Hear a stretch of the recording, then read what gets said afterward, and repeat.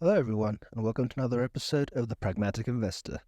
My guest today is Tom the Trader, who has been trading and analyzing markets for the last 13 years. Today I had a great conversation with Tom about the technical outlook for the SPX and why he thinks that the 4100 to 3900 region is a very key area of support. Tom expects that given the extreme degree of fear in the market, we could see a rebound at about these levels. However, if we sustain a break below 3900, we might even have to retest the October lows. Tom is incredibly experienced when it comes to technical analysis, and it really shows if you look at his work. He has a great grasp of various forms of technical analysis, and he combines them also with these indicators of fear, which I think really rounds out his analysis and makes it really compelling. As always, an incredibly insightful conversation full of great knowledge about technical analysis. We covered obviously the main indexes, different sectors, and I even got Tom to give us a recommendation on a particular stock. As always, this should not be interpreted as financial advice, and the opinions expressed are solely those of the participants in the podcast. As always, I hope you enjoyed this conversation as much as I did.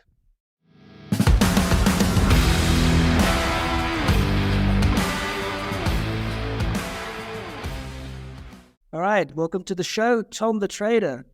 Hey there. Thanks for having me, James. So I've been reading some of your stuff and I got very interested in some of your work. I've been looking at some of your posts on Twitter, also your Substack, and a couple of things stood out to me.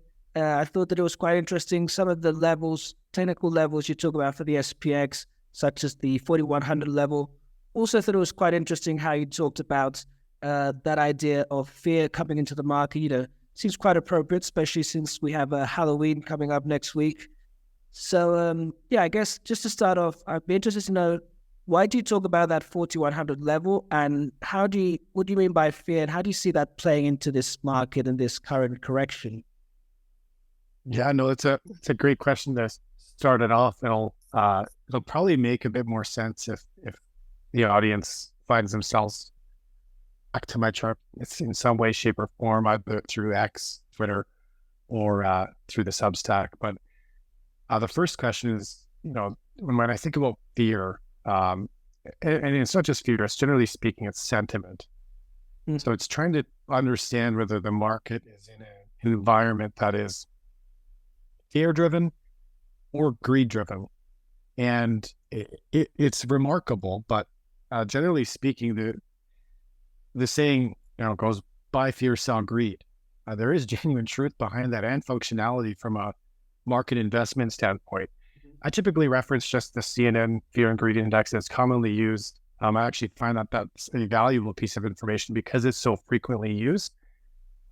It in itself, you'll find a lot of people referencing that piece of information to determine whether the market is in a state of fear, state of greed.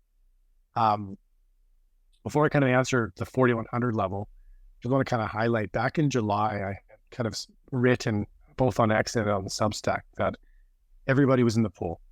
Euphoria was overflowing. At that time, we were almost in a state of greed in the markets for a period of almost 2 months, longer than I had anticipated. It was a good lesson on duration. I'd expect to just live there for a little bit, but 2 months was a bit longer than I had planned. And the market rallied quite nicely through June and July in that euphoria state. Today, we find ourselves in a very different spot. We've now lived in a state of fear for just over 4 weeks. We're going into week 5 right now. And the reason I'm targeting the 3950 to 4100 level as a correction base for the S&P 500 really comes down to just one major observation. It's the most transacted area on the S&P 500 over the last 2 years. So since the 2022 high, the 3950 and the 4100 levels both have major peaks on them in the volume profile. And as a function of that, I anticipate that when price does decline into that area, you'll find investors will offer support. At a minimum, I think that area should be afforded the opportunity to be a benefit of the doubt for support. Now, if 3950 fails, that's also an extremely good level for long exposure risk management. And that's kind of how I think about it in terms of navigating the markets. As I plan to position long here through 3950 and 4100 should speculation play out, 3950 is the great line in the sand. If we stay beneath that line for far too long, I won't be interested to hang around. It's such a key level that I just won't be interested to hang around for too long. If it breaks down, I'll have to revisit my perspective on the market at that time. But for all intents and purposes, I think it'll at a minimum offer a good first spot to take some long exposure for a little bit more than a few weeks. Mm-hmm. Right, that makes a lot of sense. And I'm very interested because you obviously have this very strong technical background, but you're also combining it with this kind of idea of the sentiment. And I'd like to know a little bit more about what your background is, kind of how you got into technical analysis, and perhaps maybe what let's say what are the tools you use? What's kind of your preferred method of technical analysis, if you would? Yeah, it's a good question. So I've been a market participant for just over 13 years now. My background has nothing to do with the stock market. I'm a chemical engineer by trade. So I've got the pleasure of watching molecules get split and do really cool things in the energy industry. I still do that on a day-to-day basis. So this is not full-time, but I do manage my full portfolio entirely through the lens of technical analysis. Mm-hmm. Initially, I just got into it as an opportunity to expedite wealth development. Finally, following university and school, I had an opportunity to make a good income. And really quickly, my hope was to have the income that I had collected and saved grow fast. And naturally, through one way, shape, or form, you find yourself into the market, whether it's through your employer's contribution savings matching programs that just get dumped into an index fund, or potentially bonds if you're so savvy enough to make a choice between the two at that time. Ultimately just found myself understanding that I had an opportunity to expedite that wealth development through manipulating my portfolio in the stock market. Mm-hmm. Right. And I'm very curious then, you talk about using technicals for your whole portfolio. Does that mean that, you even like, let's say, low positions, you're always looking at the technicals? So are you very active in terms of entering and exiting positions, or do you have maybe some more just long-term holds at all? I would say I'm quite active, generally speaking. There's frequent changes. I would say at a minimum on a weekly to bi-weekly basis, there's some adjustment to the portfolio. Large changes to the portfolio are infrequent because really they just move with the market. The largest change that I made to my portfolio was actually last August. So not last August, the one prior. So August of 2022. That was the first time in probably over a decade where I had positioned my portfolio to in excess of 85% cash. I decided to exit the market. Mm-hmm. I was in a position of thinking that the big rally that we observed through July and August was a saving grace from the preceding May and June decline that was observed. And I thought I didn't want to be a part of it any longer. Mm-hmm. And that a further decline was coming. So that would probably be the largest change, but no, I'd say quarterly is probably fair. It's a tough question for me to say, it's a tough question for me to answer because I don't really care how long an investment or a position is held, so long as the move technically plays out for me. If I'm wiped out of a position within a few days, that's okay too. It's a great feedback loop that the analysis I'm using is either too sensitive, or if I'm hanging out for too long. I mean, I also get feedback as well in that aspect as well. Right. So in terms of gaining to the market, what's your preferred method then? Do you have single stocks, or do you prefer to use something like options? So I don't like the options market. And I know that's probably an unpopular answer for a lot of young retail investors today. It's a popular tool to use in the market. It's just not the one that fits me, particularly because you got to get two things right when you play options. You need to get price correct, and then you've also got to get the time aspect of it correct. Alternatively, you could play longer duration options and kind of reduce that time decay. But I've just found that's not functional for me, or I haven't found much success in the options market. Mm-hmm. Typically for me, I'll manage my book with predominantly exposure to the S&P 500, some form of bonds, and individual stocks. Mm-hmm. Right. And sorry, go ahead. Oh, no. I think I was going to answer your initial question on kind of what I use, but I'll maybe loop into that later. Oh, right. No, I was just going to say, then we're picking individual stocks, you would pick those purely out of technical analysis, or is there any kind of a fundamental look at individual stock positions? That's very good question. Thank you. So as much as I don't incorporate, or I won't say I'm a fundamental investor because it's not my strength. I'll rely on others to identify fundamental stocks, and I may throw them onto a watch list and I'll watch the chart. And then when I see something that I like, I'll progress into it. Like, I do like the high growth names. They're fun to follow along. The stories are great. The news flow is exciting. So you can't completely remove yourself from that part of the market. And I think that's what keeps it enjoyable too. You want to root for something or someone sometimes behind the ticker.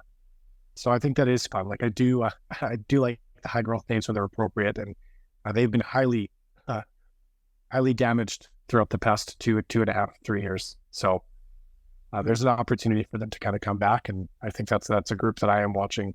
The high growth, IWM, small cap, ARC-like names. Mm-hmm. Absolutely, yeah. I think there's definitely some opportunities there. And I kind of agree with you also on the idea of options. Obviously, very tricky to use those, right? And that requires a whole other set of skills that isn't necessarily technical analysis. Now, in terms of technical analysis, you've been in the market, I think you said 13 years. What have you found in that time that works for you? I've seen, for example, in some of your charts, you look at stuff like exponential moving averages, you have volume, RSI. Just kind of give us a little overview of what are your go-tos, and maybe also what are things that you've noticed doesn't work that maybe other people are using. Yeah, no, that's a good question. So I'll kind of highlight I would say 3 or 4 areas that I predominantly use in my analysis today. And it's rather simple. I think in the early days, like most, you try to find the criteria that, is the golden goose that's going to be correct, 90% of the time. You'll quickly find that that's unlikely to be the case. You'll land somewhere about 55, 60% of being correct. And then it becomes a game of risk management. The tools that I like is a volume profile. So you'll find that often on the right side of my charts. So that is volume at price, not volume at time. And I predominantly use that to identify areas that have been heavily traded over a fixed duration. In the case of the charts that I show of the S&P 500, that's typically over a 2-year period. You can adjust that longer or shorter just to understand where participants have bought a stock. I think that's important. Mm-hmm. So you think about it, when a participant is, let's say, in a positive position, or they're net positive on their position that they bought within a stock, typically that's associated with feelings of good. You're happy. Mm-hmm. You may even be greedy. And then as you revert to that mean of back to zero, you follow back into, hey, things are okay, neutral. And then you go below zero and it starts to get a little bit scary, and those declines accelerate. So knowing where those points are on the volume profile are key. And you want to look for peaks. So areas that stand out that are absolutely important. Volume profile is just uniform and consistent. It's not enough to provide sufficient information. Mm-hmm. The other metric I often use and show up the lower panel of my charts is something that I call net new highs. Mm-hmm. It's my preferred measure of market breadth. It's very simple. It basically takes the number of stocks across the New York Stock Exchange and NASDAQ markets that are making new highs, and you subtract the number of stocks making new lows. Mm-hmm. It gives you a positive or negative reading. The magnitude of that number provides context to kind of the heartbeat of the market. Mm-hmm. And it's been, this year more than others, it's been really important in my opinion. You've had a market that's been carried by 7 to 10 names, and the other 490, some would say 493, are lagging and not really doing much. There's not much catching up behind them. So beneath the surface, I look at the market as being in a very unhealthy state right now. Today, we're in week 8 of negative market breadth. We had a nice rally today in the S&P 500 and NASDAQ, if you want to call it that. To me, it's a bounce that's easy to get excited about, but underneath the surface, things are just getting worse. Right. So net new highs breadth, that would be the kind of second measure for me.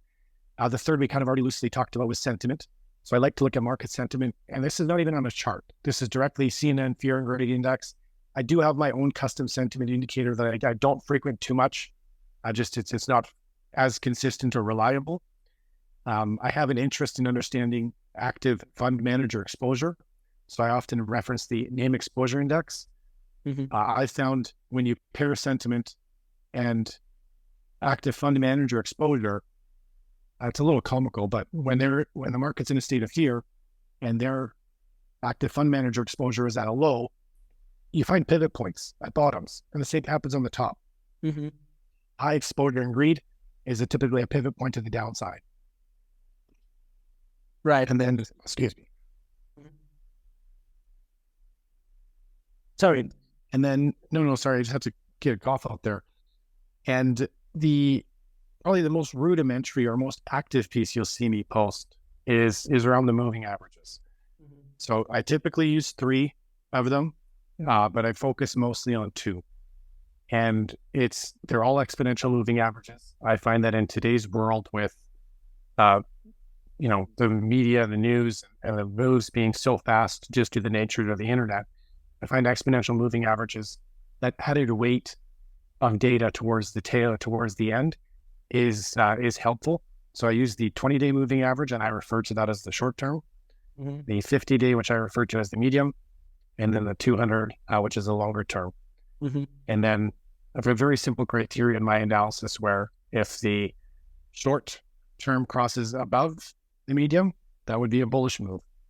And on the vice versa, if the short term crosses below the medium, that would be a bearish move. And then within that context, there's things that I can look for based on how price has historically moved off those moving averages, whether we're positioned for a moderate bullish move or a severe bullish move, a moderate bearish move, or a severe bearish correction. And that's kind of where I think we are today. So I think the market today, when I think about the S&P 500, is progressing through a severe correction. The chance for it to be moderate already passed. And that leads me to that kind of initial target where I spoke about the volume profiles lining up at 3950 through 4100. Sorry, when you talk about a severe correction and the moderate is past, sorry, could you explain that a little bit better? What makes this a severe correction in your view? Yeah, so and I guess the term is should be interpreted in terms of, for me, moderate correction means that when the moving averages have crossed to the downside, that the correction's already over. You've seen the worst of it. And you can look for the market to return up. For example, the 2 corrections that we had observed earlier this year, so that would have been right at the tail end of January and then through April, when the short-term moving average crossed beneath the medium, the market had already bottomed, and it was already transitioning towards the upside. The bottom of that move had completed. Right. Now, a severe correction, on the other hand, so the 3 larger moves that we observed through 2022, what you'll find is once that crossover occurs, price continues to go down. It doesn't really stop. And when it does rally, and you do get these moments of relief, they find a rejection at those moving averages instead of claiming them and trading back above them. And that's really exactly what we saw last week. So last week it was easy to get excited until basically Thursday and Friday, actually Wednesday, Thursday, Friday, when the market fell apart. But for 6 consecutive days, the market was hanging up above that medium duration moving averages, continually getting rejected. And I mean, that was a hallmark of what I call severe corrections. So it's not to necessarily mean severity in terms of magnitude. It just means the correction's not over. Moderate would have been over at the crossover, and that would have been on September 22nd. We're here a month later, and prices are continuing to decline. And we're sitting at a very key level. We're testing those lows of early October. And I think I'm highly confident that we're going to be breaking through that, and the decline should accelerate through that 42.15 number. Right. Absolutely. I think that makes a lot of sense what you've been saying. And like you say, I would tend to agree with that idea that we're probably going to revisit slightly lower lows. Now, I personally also like to use other form of technical analysis. I know it kind of divides the room. I'd like to hear your thoughts on something like, for example, Elliott wave, and of course, something like using Fibonacci retracements. Yeah, this is also a good question. I'm glad you brought it up because I should pay some respect to it. I spent about 2.5 years practicing Elliott wave theory, and I think there's a lot of value that comes from it. Typically, For example, I think understanding wave structures, that things go up in 5 and downs in 3s, and knowing that a wedge has an ABCDE move within it. I think there's value in seeing that. So in the same way as an engineer that I look at a reaction occurring, you can, as a wave analyst, kind of see that progression through the chart. I think Fibonacci retracements do serve value. I'm a big fan of the golden pocket. I don't post it up much. It doesn't get all that much love. But I do find value in that and the wave structure. The reason I moved away from Elliott wave theory and stopped using it in my practice is, for me, the duration, which just wasn't a fit for how actively I wanted to trade, whether it was on a weekly or quarterly basis or monthly basis. And I found it a little bit more subjective. Like, I was able to come up with, and this is a positive thing too, so it shouldn't be considered fully negative. One thing that Elliott wave theory does is it forces you to see both sides of the potential outcome or what you're aiming to draw up.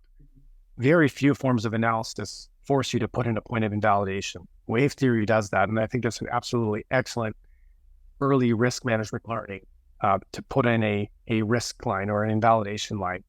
So there's value from that. But yeah, for me, it was just, I'd find myself drawing, 3 or 4 alternate options, and I wasn't able to have full conviction in them, much like I do today. So I find that the method I use today, I can stand behind a little bit more than I was with wave theory. Yeah, absolutely. That's a very diplomatic answer. I like it a lot. And I think you pointed out, you said, some of the strengths and also maybe some of the weaknesses, right? Maybe Elliott wave on smaller time frames, not so good. Gives you kind of that optionality, but at the same time, maybe takes away that conviction. I think it's interesting because also, you talk about that 4100 level. Looking at my Elliott wave analysis, for example, I see that also as the 61.8% retracement of this last rally of what I could count as a wave 3. So I find that quite interesting. And of course, Elliott wave does have kind of an element of, of sentiment, right? Of how those waves progress through sentiment, which I think is also something that you do look at a lot. I'm curious though, what do you think is the next step? Obviously, you talk about the market probably bottoming at 4,100, 3,900. First of all, well, let's take it by step. First of all, what would you need to see, let's say, as confirmation that the market, let's say, has bottomed? So sentiment for me, I'd like to see that even where it is now, it stays there for a few more weeks. I'm happy with that. I think that's great. Mm-hmm. I'd like to see price stay above 39.50. Mm-hmm. So that'd be kind of criteria 1. I'm okay if it goes below 50 points, even 100 points, I can live with it, so long as it's not sustained. Mm-hmm. I don't want to see the price trade below that for in excess of, I would say 2 weeks would be really pushing it for me. I'd start to get uncomfortable with the thought of this is the bottom.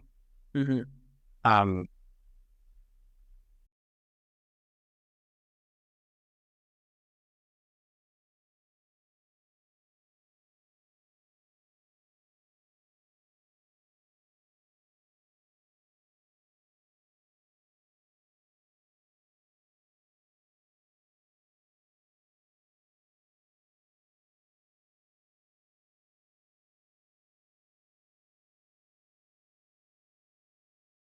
I would need to, so that I think I'm okay to speculate 39.50, 4,100 without knowing it's the bottom. Mm-hmm. And then I'll be looking for signals that suggest the bottom is in. Mm-hmm. For me, one of those will be just a very simple one. I want to see the 20-day moving average cross above the 20. For me, that's going to be a bullish adjustment on the chart. And then I'll be able to navigate from there with a little bit better risk exposure. I'm not intending on going, 100% long exposure on this initial bottom idea, but I'll be happy to start on a 25, 35% and take it from there. And if we stay below that 39.50, I'll take the small loss. Mm-hmm.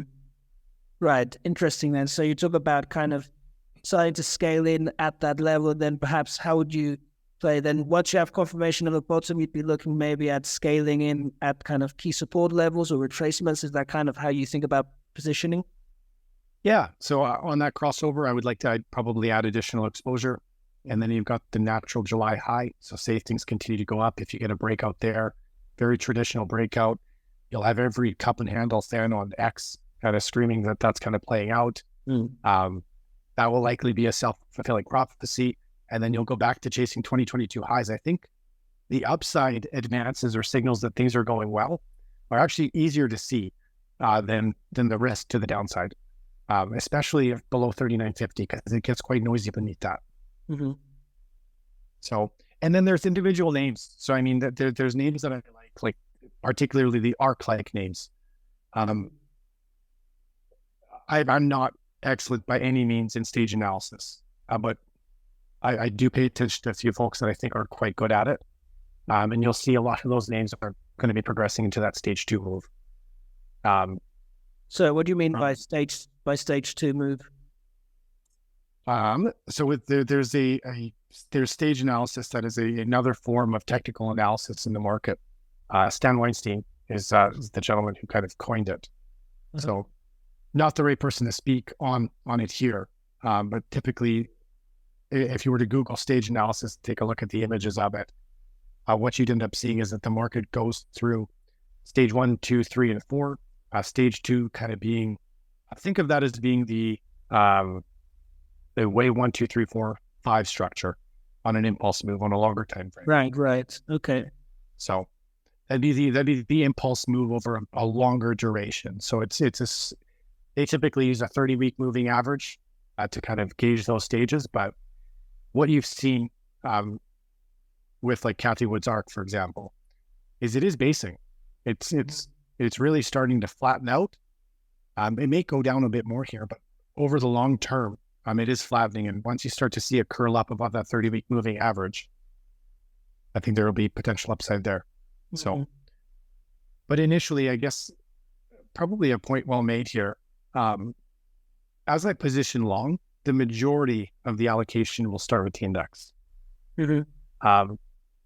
I won't be putting on, the other speculative investments in meaningful size until the indices confirm my either bullish outlook or tell me to stay sidelined and keep bearish. Right, that's very interesting. And I actually wasn't too familiar with stage analysis, but kind of lays the groundwork for my next question, which was, how do you think about the market in terms of upside targets, right? Because obviously, if you had something like Elliott Wave, you get your Fibonacci extensions, but how do you think about upside targets? Is that something you project at all, or is it just a matter of kind of obviously seeing the indicators at the moment and kind of just analyzing the market when in the moment? Yeah, truthfully, I don't have great insight on that. With the way I navigate the market, I would never be able to sell the top. Potentially, you can make an argument that when sentiment hits, euphoria, and active fund manager exposure hits a peak, I'll probably use that as kind of an early indication to say, hey, you know what, my time to exit the pool is now. But that's a lot of weight to place on 2 indicators that are updated. One of them is updated once per week, and the other one is updated once at the end of a day. So I'd likely exit a market, like say we were going through a euphoria rally, I'd probably exit on the first significant decline when the moving averages broke down. Right. Now, I'm capable of projecting the 1.6, 1.8, like I certainly can. I've just projected it enough times where my waves aren't properly drawn, and I tend not to hit my target. Right. Yeah, that makes a lot of sense. And now I'm also curious. We've talked a little bit about ARG, a kind of asset which, has seen some correlation. It's kind of in that bucket a little bit, but of course, whole world of its own. And we've had a lot of news on it in the last few weeks, and that is of course Bitcoin, which from a technical perspective, just broke above that kind of strong resistance level that we had at 31,000. Do you have any technical outlook on Bitcoin? And also, do you have any fundamental views on it? Because I know that a lot of people do have strong views on Bitcoin one way or the other. Where do you stand? Somewhere in the middle, somewhere between being honest with you, telling you I still don't get it after the years of having an opportunity to learn it. I've watched it go through cycles that are phenomenal to watch from a trader's perspective, and to a degree you envy it. the news is exciting. I do keep the chart up on my screen just to keep tabs on what's going on in Bitcoin world. I know that a lot of folks look at it as a risk on, risk off metric. I'm not so sure about that, but I am aware of the opinions from an upside perspective. I do have friends and colleagues that have interest in crypto, so I do draw some lines on those charts. Don't frequently share them. For today, I think there's a 36,500. Seems like a reasonable spot for this rally to potentially slow down and take a healthy pause. But I think if we did see a sharp rejection there, and then again, these ranges are so wide. To look bad at this stage, it would need to go back below 2,800. So it's 28,000. So, and those ranges are so wide. So yeah, welcome to volatility. I don't beyond that, James. I don't think I could give you much meaningful context on it. I don't participate in the market. I can share with you that I have not enjoyed NFTs. So watching that kind of decline has been moderately amusing for me on X, but no, beyond that, it's not an area that I participate in. Perhaps I will one day. I know the ETFs will become more accessible. In the back of my mind, I do have to wonder, will it be much like an IPO? Is it an opportunity for extra liquidity? Or is there genuinely that much demand that hasn't been able to access Bitcoin today that will show up? And I'm just not so sure about the latter.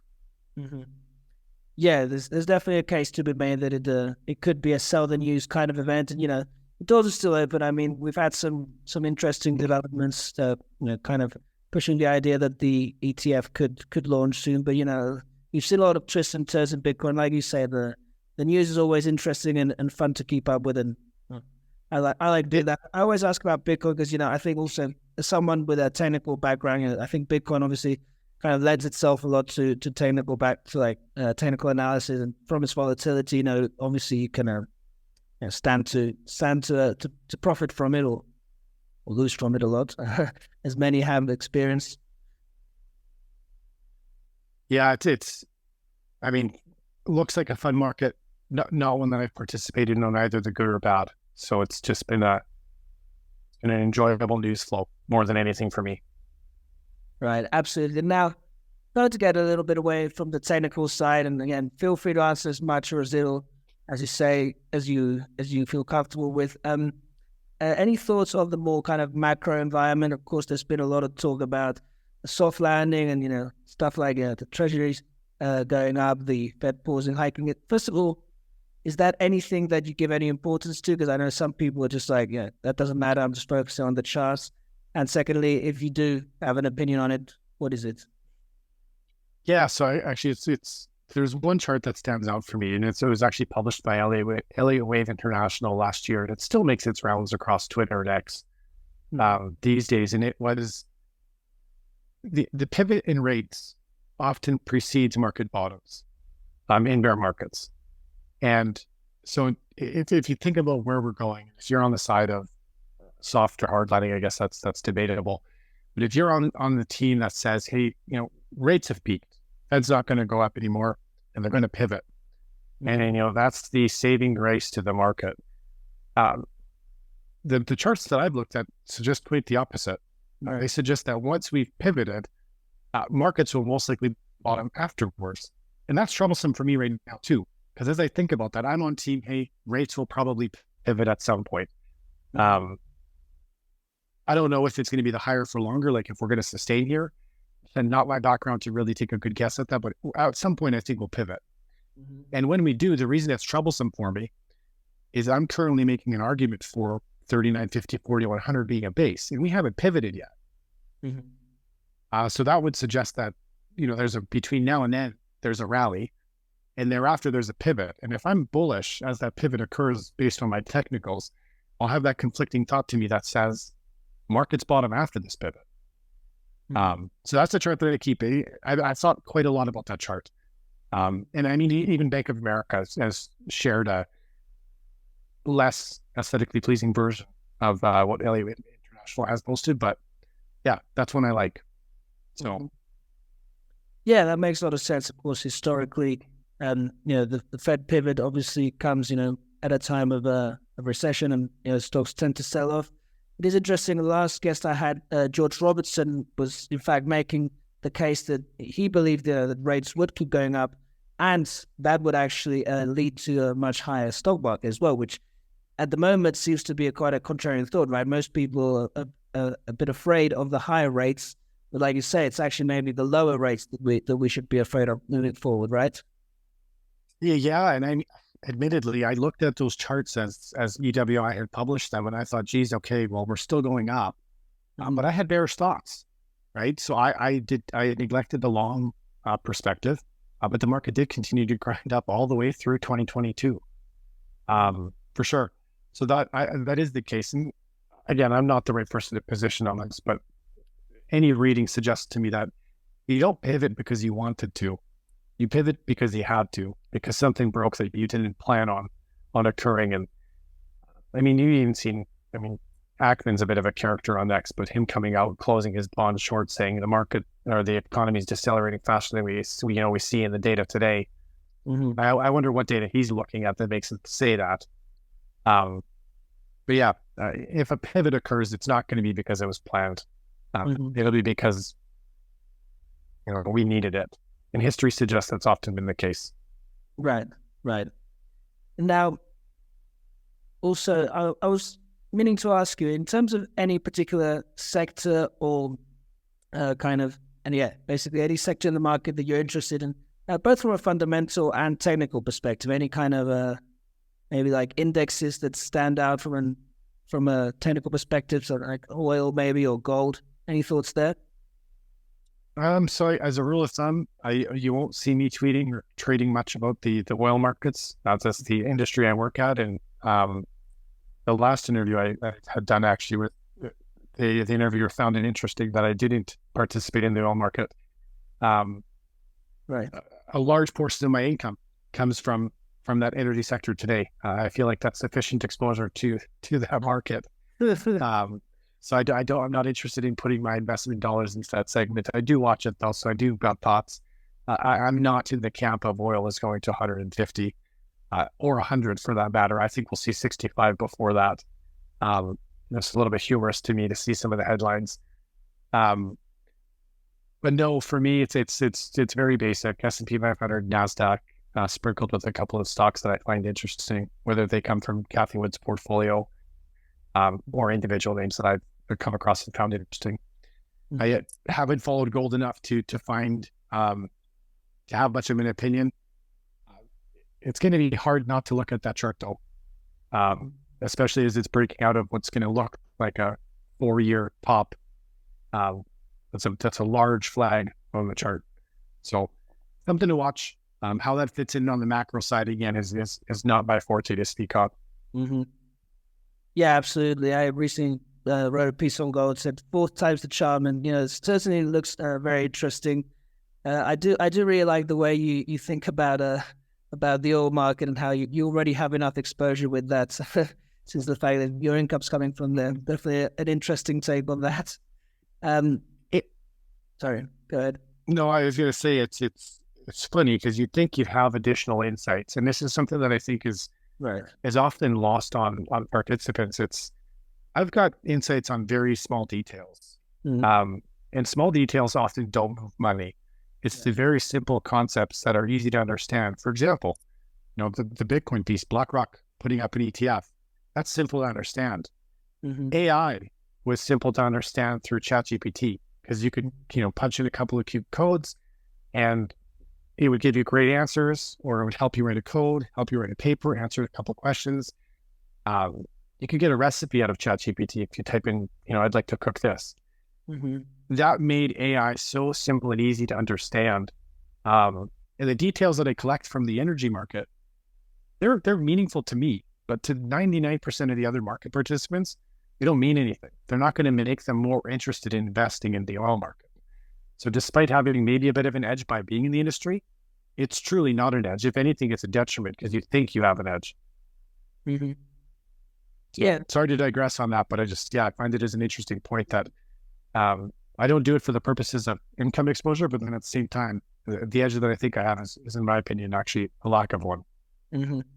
Yeah, no, I think what you say makes sort of sense as well, and kind of ties in with the idea of, sentiment. At the end of the day, something, small details aren't going to really drive sentiment. Something, kind of easy to understand for the general public, something like AI, that's something that can, maybe push the needle, but obviously maybe not those smaller details. I'm curious because you did mention AI, and I'm kind of trying to maybe get some actual single stocks picks out of you if you're comfortable with that. Any interesting names, for example, Palantir is one that, for example, I know that Kathy was interested in. I've researched a lot. Any particular names in that area that you'd like to share with us? Yeah, so one that I do like, and I don't know if it fits the full-on AI theme, but I do like Unity software. Mm-hmm. So that's just ticker symbol U. I think a lot of what Apple's doing with the Vision Pro and what Meta's doing with their Ray-Ban collaboration and glasses, I think you'll start to see Unity find its way weaved into those markets in the future. And I think of what an initial desktop PC used to look like 20 years ago. And I know for certain that the version of the Apple Vision Pro and the Ray-Ban glasses we saw from Meta, that's version 1. And in 10, 15 years' time, it wouldn't surprise me if the glasses from Ray-Ban that Meta has today have the capacity to do what the Apple Vision Pro is trying to do with the big headset. Mm-hmm. It's a wild thought, but that type of progression just seems natural to me. And I feel like Unity will find themselves within that portfolio. So I know they're already kind of tied up a little bit there with Apple. Plus, they're also a little bit involved in the gaming sector. I've actually been interested in Unity's non-gaming capacity. Mm-hmm. So that's very interesting. So I know it's not a perfect AI answer, but I think it's somewhere in the middle. Mm-hmm. Oh, that's very interesting. I'll definitely have to look a little bit more into Unity because it's not one that I've been tracking as of late. And now, just to finish off on a little bit of a sadder note, because obviously I'm an early wave guy. I like to look at both options. We've kind of talked a little bit about what the scenario is where we bottom and then continue to rally. We have talked a little bit about what the other scenario is, but not quite. I mean, you did mention there's a little bit of noise beneath that maybe $3,900 level. What exactly, more or less, I mean, do you think we could expect if indeed, we are heading down and kind of sustain a break below that 3,900 level? Yeah. So if we see sustained trading below 3,950, I think all thoughts should become focused on looking at the October lows from 2022 at a minimum. Mm-hmm. And then we would look for that to. That's where I think I could get into the camp of a double bounce. And even from the wave theory perspective, you'd be developing a flat. You'd see you'd see a confluence of many analysis point to a potential double bottom or a wide triangle. So I would be looking at least for those October lows. And I mean, for perspective, say you got to the bottom of that 3,950 and you broke beneath it, the October lows is another 10%. That becomes devastating for a lot of people. That would put you 20 from the S&P 500. You'd be 25% off highs for the NASDAQ, probably 35. Mm-hmm. That's not a lot of fun over 2 years. Mm-hmm. And that's really when you kind of maybe I think get that lost decade feel, right? Mm. You're 20% through a lost decade at that time. Mm. Right. That definitely makes a lot of sense. So that's where I'd look, and then I mean, then you really hit the fan if we start to break those 2022 lows. But those are bridges I cross. Then I like to think about it, but yeah, those are bridges we would cross then and would see how severe it is, because likely there's probably a couple of good trades to catch along the way between there and now that are a little bit more visible. I'm curious that do you ever actually actively short the market then? I do, yeah. Right. Okay. Just curious then. So there might be is that the kind of trade to talk about? Some good shorting possibilities then? I think shorting here is a little bit risky, to be honest. So I mean, I had attempted to short the market actually on earlier this year. That was unsuccessful. Mm-hmm. So through May and into June, as the market broke out, I was short the S&P 500 between actually 3,900 and 4,100, the same area I'm looking at it to come back at now. That short closed relatively quickly as the market carried on through July. I did re-short again, not at the July highs, but close enough where I'm quite proud of it. So I had enjoyed September and October quite a bit. The majority of my short exposure is closed at this time, and I'm not interested in adding any new short exposure. My intention is to close the rest of it between 39.50 and 4,100, and then position long. Right. And since you don't really use options, what would you be looking at to short the market then? Like an inverse ETF? Could use the inverse ETF, or I would short SPY. Sorry? Short the SPY. Okay. Right. Short the SPY just without using options, you mean? You can short the SPX, but you could sell the SPX. Right. Okay. I see what you mean. Right. Yeah, absolutely. Well, Tom, it's been absolutely great having you on the show. Like I said, I'm really interested in all the work you've been doing, and I think it's really great. Where can we send people on the internet to find you? Yeah, so you can find me on X as tomthetrader1. There's unfortunately many of me, so you got to look for the one that is just tomthetrader1, and then you can find my weekly. I write a weekly note on Substack, so it comes out on Sundays at between 8 to 9 a.m. Mountain Standard Time, and that's linesonachart.substack.com. And I'll leave you with one more thought there. As it goes with shorting the market and inverse ETFs, I typically don't advocate for. I'm okay with the ones that are 1x, but I don't advocate for the ones that are 2 or 3x leveraged. You'll just, in a volatile market, if you hold on to them for too long, you'll give back more than you'd like. So it's the mathematics for shorting those aren't favorable over a longer duration. So I'm okay with the ones that are 1x, or if you can directly actually short like the SPY ETF or the SPX, that'd be the approach. Right, of course, that's a great point. And anyway, like I said, some great stuff on Twitter, also on Substack. So if you guys haven't already, go check out Tom. He's got some great work out there, and hopefully things will work out kind of like we're expecting. We'll see that bottom, and anyway, we'll see where we are in a couple, 2-3 months, and maybe we can do a follow up then. Thank you so much for listening to The Pragmatic Investor. If you're still around, I take it you enjoyed the content, so please go ahead and follow to stay up to date with all the latest episodes. Remember that I do a lot more on Substack and on Seeking Alpha, where I have a weekly newsletter, I do videos, and plenty of technical analysis. You can go ahead and follow me for free on Substack to know more.